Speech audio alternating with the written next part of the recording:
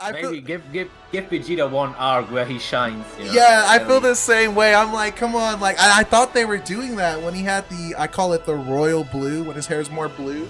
I was like, okay, cool. They're gonna make Vegeta better. They're gonna make him the guy, and then out of nowhere, Ultra Instinct, and I'm like, well, there we go. Yeah, exactly. Oh, wow. Max range connected. He's going to go looking for a nice edge guard if possible, maybe! And he gets it. It's going to be enough. QuiK taking the game off MK Layer.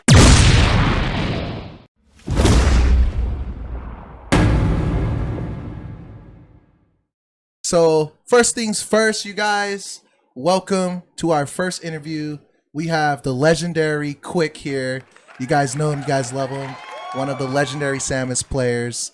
Played against a lot of professional pros. #1, right, in Germany, and 2nd in Europe. So that's super awesome. That's not easy to do, you guys. It's really not. So welcome you guys to Frame by Frame. So we're going to be asking a series of questions to the legendary QuiK. So the first question, the icebreaker.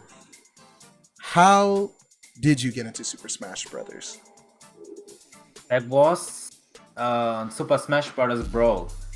The Brawl times on the Wii. That was around 10 years. Oh man, it's already 12 years. Yeah. I'm seeing it was 2009. I was like you. I used to play it already on the 64, but the online mode of Brawl was what got me into competitive. Okay, yeah. And since then, I played a lot of Smash titles. I even played Melee for a few years after Brawl, and then I played Smash 4. Went back to Smash 4, and then I went to Ultimate. Okay, so Brawl was the game that got you. It was my first game. It was my first okay. competitive game in the end. And I think it's the best one. A lot of people can say it was the worst one. I think it's the best one. I mean, that's. Oh, you like it? I love it. I know. I loved it. I thought Brawl was amazing. I thought everybody was just. It was like Dragon Ball Z. Everyone was just strong for no reason. They were just broken. The only thing I didn't like, obviously, was the tripping. You trip a lot in that game, and I think that's why a lot of people didn't like it. Is because you'll just walk and then you trip and you're like, what happened? I'm dead. Yeah, it had some bad stuff, but I think it gets underestimated a lot. I agree. It does, yeah. Especially the neutral game aspect is very interesting of this game. Like, if you played Brawl competitively, you probably know how neutral works. You know how a neutral game works out. So I think that, yeah. It's actually a very interesting competitive game. It is. I feel like when you play Brawl, you wouldn't do the same things in the other Smash games. You know, like there's certain things that you do in Brawl, you're like, that only works in Brawl. Okay, so that is Brawl is the winner for the Smash games, guys, for us, for both of us. So the second question we're gonna move on is. And this is more of a personal for me. I really wanted to know, where did the name? Where did the name QuiK come from, and why did you stick with that name? So the story is not that interesting. It's actually the name. The most interesting part about that name, or the origins of that name, are extremely old. Like, I'm nearly 30 now. Okay. And I think I started to use that name when I was 15, maybe, or something like that. And the origin story is, I was just sitting with a friend in front of the computer. There was a Nintendo website I wanted to get an account on, and I was like, "Dude, I don't know which username I should use."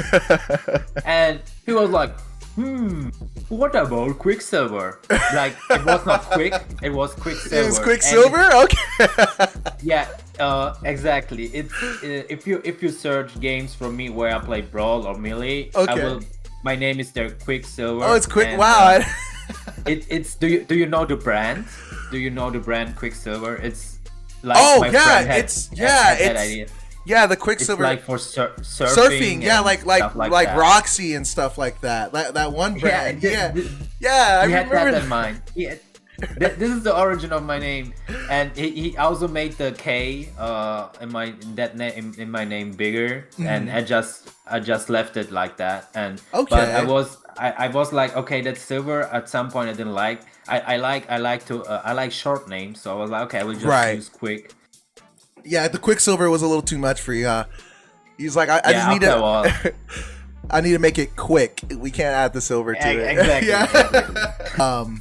I was thinking quick when you said Quicksilver. I was thinking more of like DC. I think it is, or is it Marvel? I think it's DC. It's Quicksilver with the surfboard. You're right. Yeah, I was thinking about that guy. So I was like, oh, maybe he used to play some Marvel versus Capcom, maybe or something.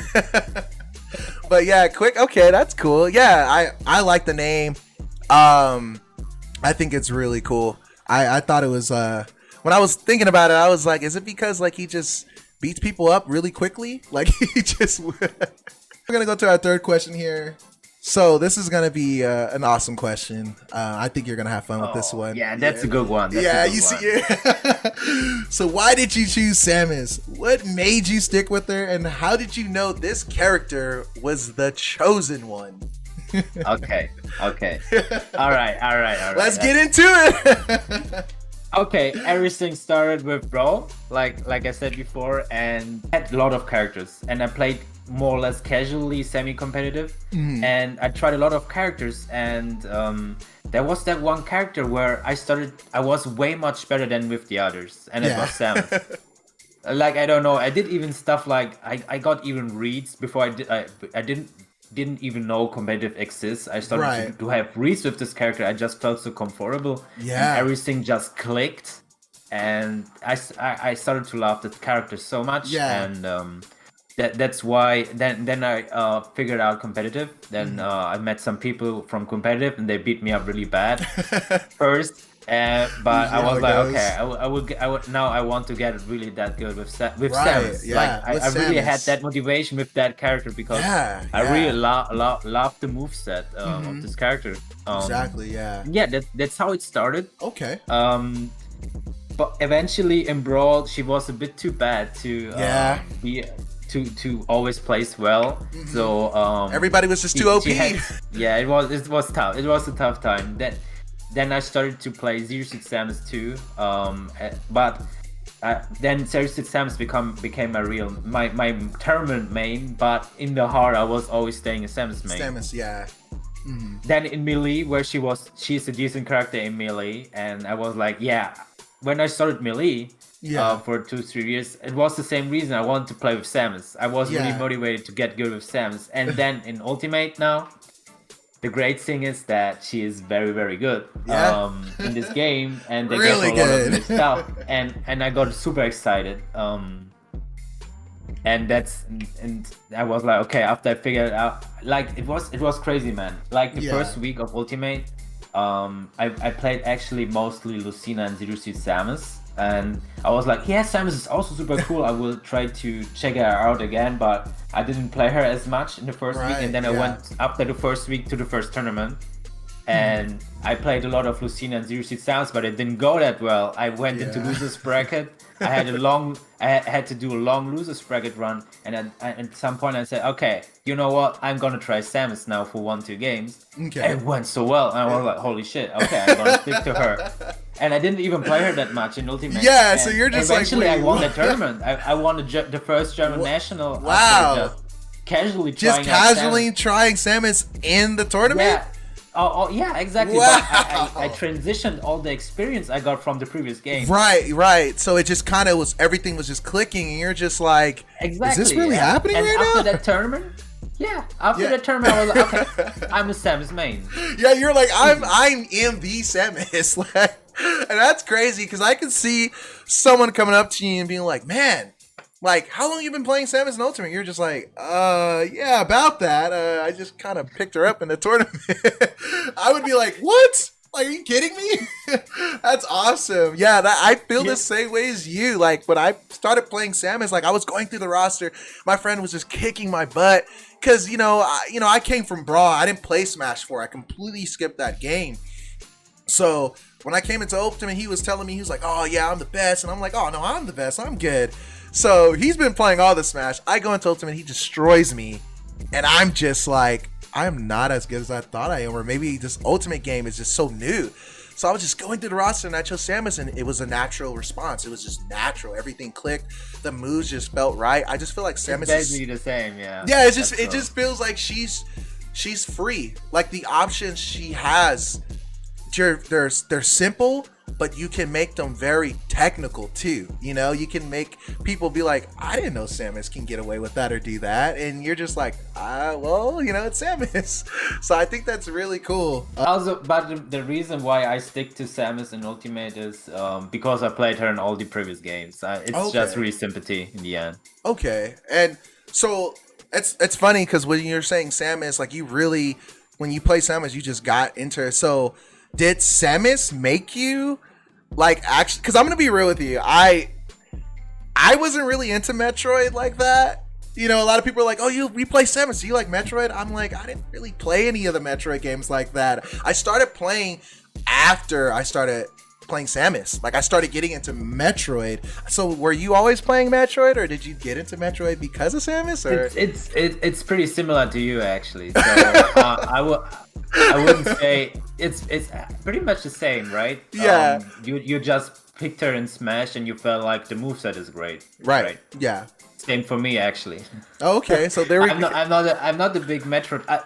I played nearly all Metroids and I enjoyed them. Yeah. But it's not like I'm hyping it too much or I'm super duper excited for Yeah. Like I think okay, I will buy it when it comes out and Right. I'll have fun with it, but that's it. But it's not the know? game like if you see Dragon Ball Z come out, you're like, I'm sorry, Metroid, you're gonna have to wait. We're gonna have to go for the Dragon Ball Z. Exactly. Yeah. Exactly.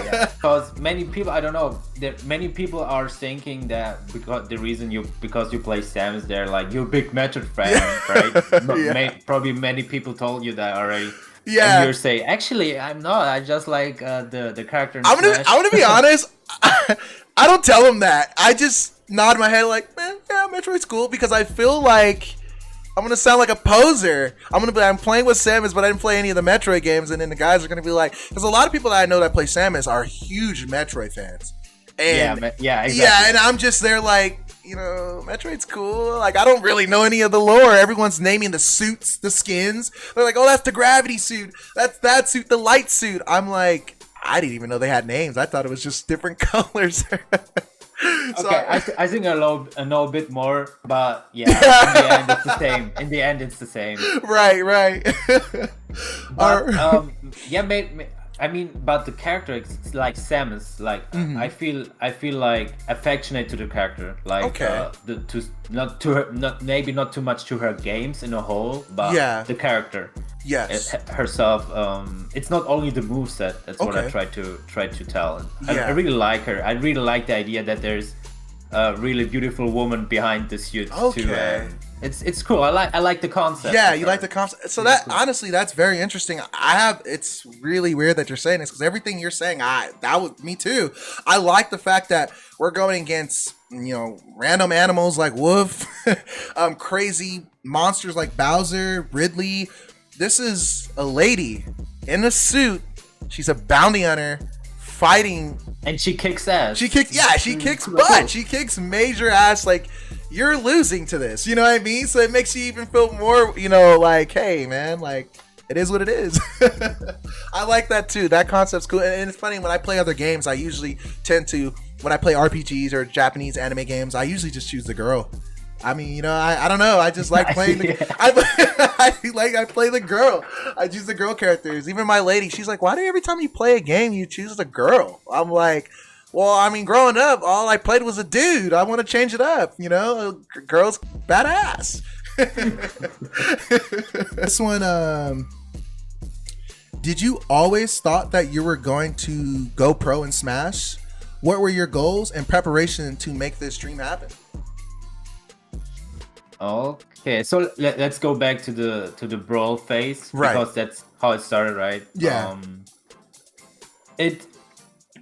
It's basically I started to dream a bit smaller first. Like I said, okay, I really like this game competitively. I really want to get improving with Samus. I enjoyed it a lot, and just keeping improving. And then I figured out there's a power ranking in Germany, for example, and I said myself, I want to get into this power ranking. Okay. And after I got into this power ranking, I was in the lower spots. And after that, I saw, okay, I want to go now to the top, and that's how it started. And and then eventually 1-2 years later, I wanted to travel to America and play well there and amaze people with my play style and getting good rankings and all that stuff.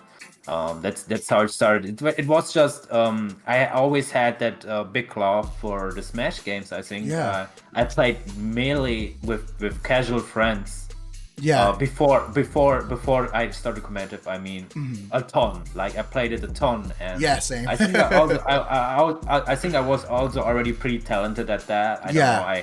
It was only casual, but I already ran for spikes with down air. Okay, so you already before you knew it was a competitive thing. All these terms that we didn't know, because I'm the same way. I didn't know the spike, the fair. I didn't know the datas and the terms, but you were already like doing these things before you even know there were names to it, you know? Yeah, exactly. Okay. I think my talent actually showed pretty well. And plus I had a lot of motivation, and I'm also kind of person who likes to stick to something. That's why I already played Smash Series for over 10 years. So yeah, I got really excited to get better at the game, and that's how it developed over time. And I developed the dreams to get to the top. Yeah, like I think that's really cool. And I feel like for a lot of people that are taking Smash seriously and to that level as well, I feel like a lot of people are kind of in that same like, you know, mind space. Like, I want to get to the top. How can I get to the top into this power ranking? Because I know a couple of other like states in the country, they have this similar kind of thing, maybe a little different. But I think a lot of them also are going through the same thing. So it's good to know that you were just talented at the start. You loved the game. You sticked with it, and you were like, you know what? I play this game. I might as well take it to the next level. I'm playing it every day, so I might as well see what's up there on the top, you know? And that's what I'm getting from what you're saying.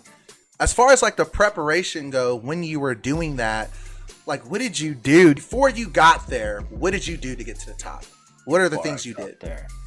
Okay, so I think what I did was just playing a lot and traveling a lot. Okay. And while I play, I always, the stuff we talked about in the coaching session earlier, thinking about what stuff works, what stuff does not work, or how the patterns of the player behind the character are. Like, does he tend to have habits or stuff like that? I always try to focus on the enemy, basically. Okay. When I play the game, like most of the time, I look at the enemy. I look at the enemy, what he's doing, and I try to, like, while I'm playing, I analyze him. And I gather information. I get information, and that information I will accumulate, and that's how I got better. That's how I got better, and I think that was the main reason how I got better. All that labbing stuff, eventually was important, but I actually started doing it more in Ultimate, and it helped a ton too. Like just going to training mode, practicing all the attacks, and practicing movement, and that helped me to get second in Europe eventually. But to get good in general, also just playing, knowing how to play against enemies and just gathering the experience. You need to play a lot. You need to play a shit ton to get to the top. Definitely. I can tell you that. I have that experience a bit from the other Smash games. But when I think back of the Brawl times, I was young. I was still going to school. I had tons of time, and I played so much. I traveled so much. Yeah, ladies and gentlemen, like it's to get to the top. Obviously, we all know that it was not easy, and it's not easy. Like QuiK was saying, it's absolutely not. It's hard. And I think a lot, and it's crazy. Some people, I feel like they think like it might just be just playing the game, you know, and it's really not just playing the game. There's a lot of things that come into it, a lot of like more of outside things, you know, whatever it is that you're going through. But like you were saying, like I mean, you travel doing this. A lot of people don't travel for tournaments or fights or go to other countries and states. They're just you need that experience. You do, exactly, and I Just definitely agree. imagine you're going to a different state and their playstyle is so different than the playstyle of your state, and then you get surprised, you get overwhelmed. Right. You need to play those people first to get an idea, to get used to it. Exactly. And then you get that valuable experience. Right. Exactly. And I totally agree with you. Like you can't get more experience from that. Like going to different areas and learning that people are not always gonna play Pikachu the same. You go to you'll go to US and you're like, this Pikachu is doing all these crazy techs. I didn't even know that this exists in my country. Pikachu don't do that. So I definitely agree with that. And what you were saying as far as preparation with playing a game, labbing, super important. And that's another thing for a lot of people too. The labbing, the training, the traveling, the time preparation to put in this, like the focus to to your own opponent. All these things are factored together to get. This is just preparation. What I mean? This is still like getting to the top. This is not you being here. So there's a lot that you guys, we have to, do to make this reality, a thing, to make this happen. And it's important to have patience and the discipline to stick to it, and eventually travel a lot and get an experience, and also think like not only playing a lot but also how to play a lot is important. Like it's not you have still always to think about actively how to get better and what to work on, and there's really a lot of things you need to consider. It's not easy to become a top player for sure. Yeah, this is one thing I always thought. Being top player, being number one. Do you ever get people that call you out that say, "Hey, you're top number one. Like, challenge me. I want your belt. I want to be number one." Is there like a step to get to you, or or can people just, "Hey, I'm gonna call you out because I think I can beat your Samus. I'm taking that spot number one." How does that work? I think in Europe the mentality maybe is a bit different, so this kind of call outs maybe won't happen as much in as America, I can imagine. It happened. Happened that maybe I beat them in tournament. They tell me, "Dude, I'm gonna destroy you next time. I don't care." I'm like, "Sure, dude." But if someone's calling me out, I'm just telling them, "Yeah, okay, man, just try to beat me in tournament then, or just try to get into finals with me and show me what you got." Right. That's all that's all you get. And then you don't even see them in the finals, and you're like, "Hey, bro, what happened? I thought you were gonna, what happened?" I actually made that experience. People who have a big mouth usually tend to not stick too much to their goal. It's just a little observation I did. They trash talk a lot, but they will also try, but they maybe try 2 times, 3 times, but they eventually give up then. And then you're like, well, I mean, better look next time. That's funny. All right, cool. We'll move on to the next question. This question, I think this is a really, really good moment question. How did it feel to win your first tournament? My first tournament. Oh, I got second in the Brawl German power ranking. But I barely won tournaments. I used to get second and third a ton. But the first tournament I won, it was a German national. I was so happy. It was such a relief. I was like screaming and so happy that I won the German final. It was really a great experience. I can only imagine how that would feel to just. It's already 10 years ago or something, but I still remember it feels it well. I mean, especially like you were saying like you used to get second all the time. So like, I know when you finally got first, you're just like, did this happen? This is not second, this is first. So I can only imagine the feel, the rush, the excitement, you know what I mean? Like, I think that's super awesome, and I think that's the reason why you won't ever forget it, because it's just like you came in second for so long. Actually, to get a bit more specific, that tournament I was just talking about, I beat a really good player from foreign country. But like I said, I was always second in the German power ranking. That dude who got always first, Saif is his name, by the way, a Diddy player. He always used to beat me, and it even in Brawl I never used to beat him. He was just not at that tournament. Yeah. But in Smash 4, the first 1-2 years, he still used to beat me, always. But then finally I had that breakthrough at the tournament, at the German National. He was there, I beat him in Grand Final. I also beat another very good player, Purple H. These two guys used to beat me a lot, but at that tournament I beat both. It was in Smash 4 time, so I was pretty recent already, like only 4 or 5 years maybe. Yeah. And that's the next. It feels in a sense like the win of my very first tournament. Right, exactly. Beating those guys and winning those grand finals.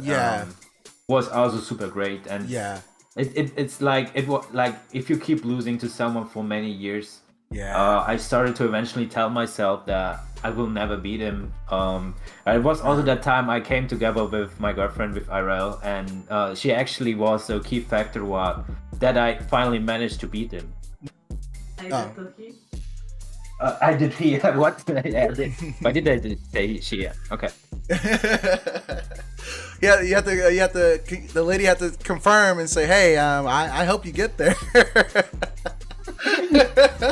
Oh man, I used to tell me, when I finally beat these guys, when I finally win that tournament, it's like I will magically feel good about it all the time. What I'm trying to say is, it's great. But stuff which is going on inside you, like self-doubts and stuff like that, they won't go away if you win the tournament. It helps you for a brief moment, for a few days maybe. You will feel great and validated. But if you don't unconditionally believe in yourself, it won't fix that problem. That's just a message specifically to your audience, because maybe they think that will happen, that I will just get to the spot and then I will gain that confidence and I will feel good about myself. Right. No, actually you have to do that first, and then you will eventually get also way easier to the top. I mean, that's to me too, like, that's great. Like, for you to say that makes perfect sense. And I think a lot of times when people, they feel like, because I do have certain audience and people that are getting into Ultimate or finally getting into Smash competitively, feel like if I can just beat that one person, my confidence will be there, or I would feel better.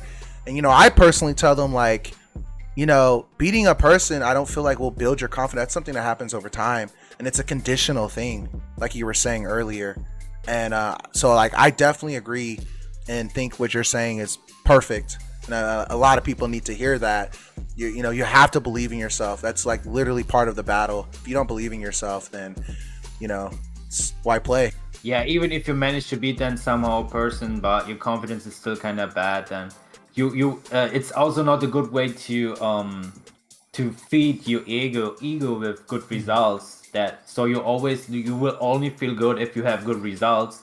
And then if you place well, maybe if you have a bad month and you won't place that well, you will feel really bad about yourself. But this is not the right approach. Right. You always need to feel good about yourself. You gotta tell yourself, hey, it's fine, I'm not doing that well, but it's good, man. I will come back. It's no problem, man. This is the right approach. Okay, great. Yeah, no, you're definitely 100% right, and I think I'm glad, because I'll say the same thing, QuiK, and I feel like guys are just like, yeah, I suck. I'm like, dude, come on. But now you guys heard it from QuiK. A professional telling you guys exactly what I've been telling you guys. You guys got to believe in yourself. You know what I mean? This isn't really about ego boosting. It's just about feeling good and coming back to it. Don't take we say L's, but really L's, don't take the loss, just take it as a learning lesson, like learn from the mistakes, learn from your losses, and come back and don't define yourself only from your results or from the game.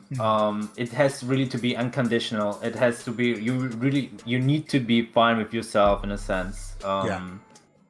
It's super important actually also to get to the top, in my opinion. 100% agreed.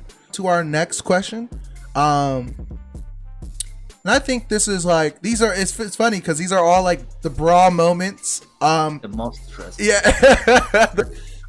In all the tournaments that you've been in, what professional player was the most stressful to fight, and then what was the most fun person to fight? Okay, yeah, I will stick to Ultimate this question. Okay. So most fun, I know immediately it's MK Leo. MK Leo. That was a good fight, man. That was amazing. He was in Europe for a while, and he stayed at our place for around 1 week. Oh wow, that's cool. We got friends with him, and obviously I also played him a lot. And nice. It's just tons of fun to play him. That's the way cool. he plays, it's so exciting. So yeah, I will pick MK Leo. Also on our tournament sets and stuff. It's great to play him. It's really great. Stressful. Stressful.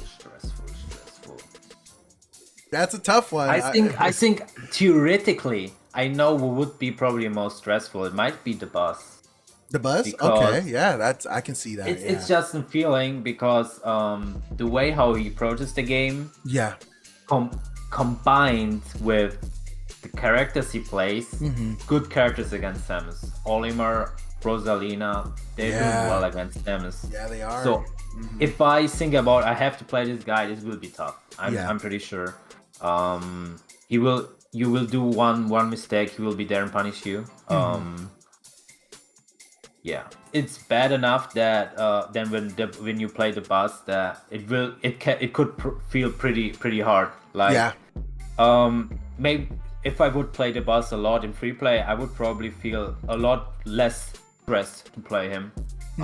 Because I really believe the matchup's not that bad, but there's only 1-2 guys like on his level with Olimar. That's the problem. Yeah. So if I can play that Olimar, and then it will be tough for sure. Yeah. Yeah, no, that definitely makes sense. I feel like, I'm going to have a problem with all of you guys, honestly.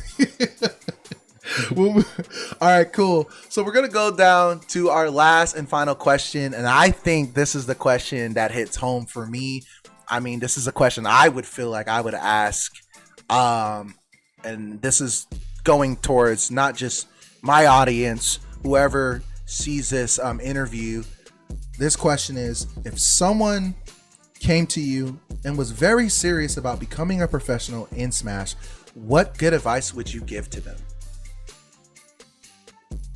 I would tell him, or I would tell them that it's a long time commitment. That that a big part of your life will be for the game, and you need to accept that, and you need to do that to become a professional. You need to be ready for that. You need to be ready that you will eventually there will be times where it won't go that well, where you will probably get frustrated, and but it's always important to keep going and get up again. I agree. It has to be a big part of your life. Yeah, and I think that makes sense. Being realistic, for someone who wants to take this seriously, like you were saying, you have to love this game. You have to believe in yourself. You have to consider those professionals. Even if you're the most gifted player in the world, you will have an advantage for sure. Right. But you still need to put a lot of time. Nothing beats experience. Nothing beats experience, man. Like you said, you can be the gifted person ever, but I say the same thing. I feel like experience is a big thing, and a lot of people that come into the streams They're like, absolutely. you know, they're just And also the mental aspect. If you're the most gifted one, but you don't believe in yourself, you won't do it.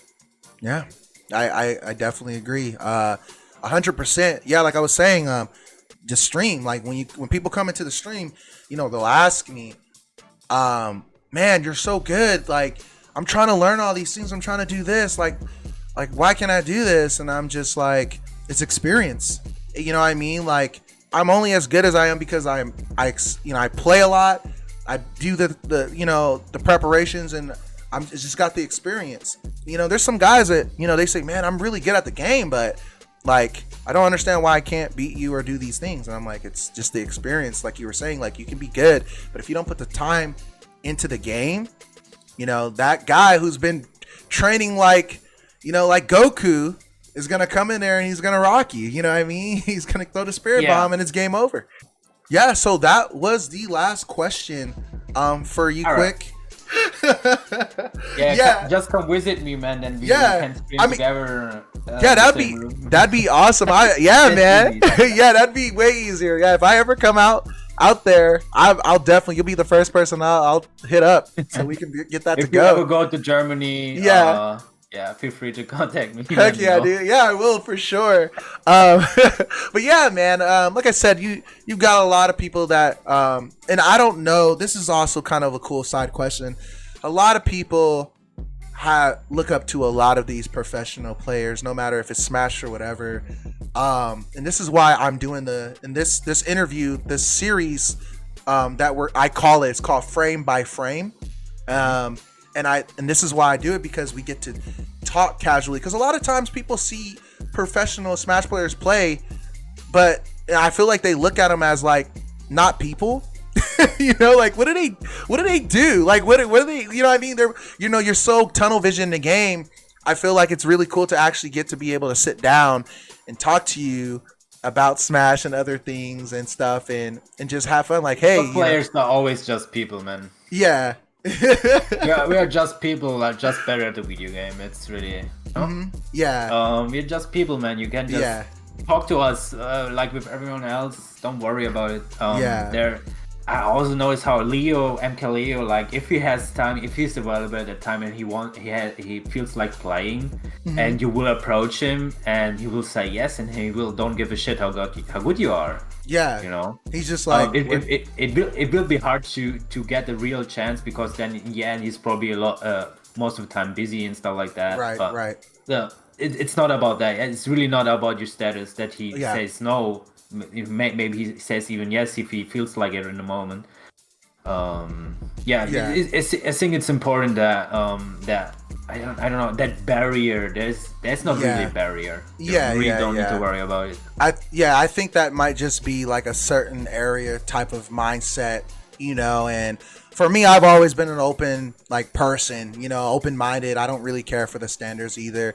Like right now, we're talking like a bunch of like dudes. We're a bunch of gamers, a bunch of nerds, you know, like we're having fun. And I want people. That's why I'm doing this series, like frame by frame. This is to show, like, you know, like at the end of the day, you know, we're all gamers. We're playing games to have fun, and we're here to interact and enjoy the culture, you know.